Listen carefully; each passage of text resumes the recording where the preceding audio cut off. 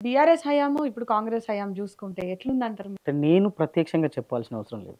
అనుభవిస్తున్న జనాలు చెప్తున్నారు, అనుభవిస్తున్న రైతులు చెప్తున్నారు, అనుభవిస్తున్నటువంటి ఇంటెలెక్చువల్స్ చెప్తున్నారు, మేధావులు చెప్తున్నారు, అందరూ చెప్తున్నారు. అది అందరూ మాట్లాడారు. పర్టిక్యులర్‌గా మీ కళాకారుల విషయానికి వస్తే, అప్పుడు బీఆర్ఎస్ హయాంలో కళాకారుల పరిస్థితికి, ఇప్పుడు కాంగ్రెస్ హయాంలో ఉన్న కళాకారుల పరిస్థితి ఏంటి? అంటే అప్పుడు తెలంగాణ ఉద్యమంలో పార్టిసిపేట్ చేసిన కళాకారులను కొంతమందిని 550 మందిని గుర్తించి తెలంగాణ సాంస్కృతిక సారథిలో ఉద్యోగాలిచ్చి, ప్రభుత్వ సంక్షేమ పథకాల మీద ప్రచారం చేయాలి. ఉద్యోగాలు. ఆ! హ్మ్. అప్పుడు కొంతమంది మాకు గూడా ఉద్యోగం రాలేదని నిరుద్యోగ కళాకారులు సంఘం ఒకటి పెట్టి వాళ్ళు చేస్తున్నారు.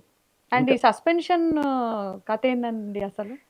సస్పెండ్ అయితే అయినాం. నేను, సందీపు సస్పెండ్ అయినాం. బీఆర్ఎస్ పార్టీ వేదికల మీద పాటలు పాడినందుకు మమ్మల్ని అంటే అది కామనే గదండీ. హ్మ్. అంటే హ్మ్. ఒక పార్టీకి పనిచేస్తూ హ్మ్. ప్రభుత్వ ఉద్యోగం పేరు చెప్పి ఒక పార్టీకి పనిచేస్తే ఖచ్చితంగా అది హ్మ్. ఎవరైనా హ్మ్. సస్పెండ్ చేస్తారు. హ్మ్. మమ్మల్ని గూడా సస్పెండ్ చేసిర్రు. దానికి మేము ఏం రిప్లై ఇవ్వలేదు. అండ్ మీరు 'నల్గొండ గద్దర్‌కి' చాలా పాటలు రాసిండ్రు. తర్వాత ఇప్పుడెందుకు అసోసియేటే లేనట్టున్నారు? ఏం జరిగిందసలు? ఏం జరగలేదు.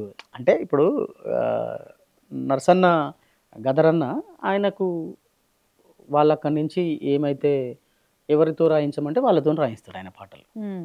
సో, అట్లా కొంత నేను ఆయనకు దూరం అయిపోయాను అంతే.